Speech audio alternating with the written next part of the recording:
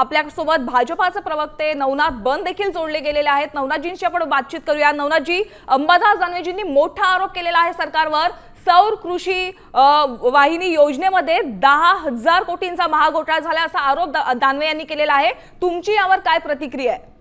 मुख्यमंत्री सौर कृषी योजनेमुळे हजारो शेतकऱ्यांना फायदा झाला। आजपर्यंत हजारो शेतकऱ्यांना पंप मिळाले आणि दिवसा शेतकऱ्यांना वीज मिळायला सुरुवात झाली आहे। दुर्दैवाने विरोधकांकडे सध्या कुठलेही मुद्दे नसल्यामुळे अशा पद्धतीचे खोटे आरोप करून सरकारला बदनाम करण्याचा प्रयत्न केला जातोय। अंबादासजी दानवे यांना माझी एवढीच विनंती आहे की हे महाविकास आघाडीचं सरकार नाही जे रोज 100 कोटी रुपये वसुलीचं टार्गेट दिलं जात होतं। तुमच्याकडे या संदर्भामध्ये काही पुरावे असतील तर ते पुरावे दिले पाहिजे। याच्यामध्ये काही कंपन्या किंवा कोणी अधिकारी दोषी असेल तर निश्चितपणे त्याच्यावर कारवाई केली जाईल। परंतु मुख्यमंत्री सौर कृषी योजनेसारखी एक चांगली योजना जी मुख्यमंत्री देवेंद्रजी फडणवीस यांच्या संकल्पनेतून आली आणि ज्याच्यातून हजारो शेतकऱ्यांना फायदा झाला।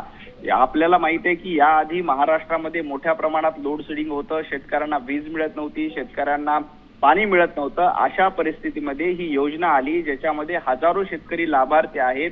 मागेल त्याला कृषी पंप देण्याची योजना आहे आणि त्यातून शेतकऱ्यांना मोठा दिलासा मिळाला। परंतु सरकारला बदनाम करायचं, शेतकऱ्याला या योजनेचा फायदा मिळू नये असा प्रयत्न करायचा, असा जाणीवपूर्वक प्रयत्न विरोधकांकडून केला जातोय।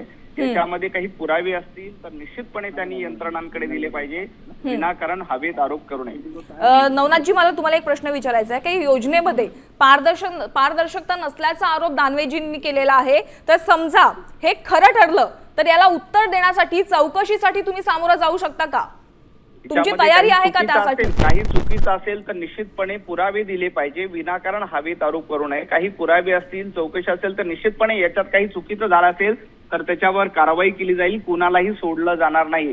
हे महाविकास आघाडीचं सरकार नाही, वाजे काय लादेन आहे का असं म्हणणारे मुख्यमंत्री देवेंद्रजी फडणवीस नाही, ते उद्धवजी ठाकरे होते की जे वाजे काय लादेन आहे का असं म्हणणारे। याच्यात कोणी चुकीचं असेल तर निश्चितपणे कारवाई केली जाईल।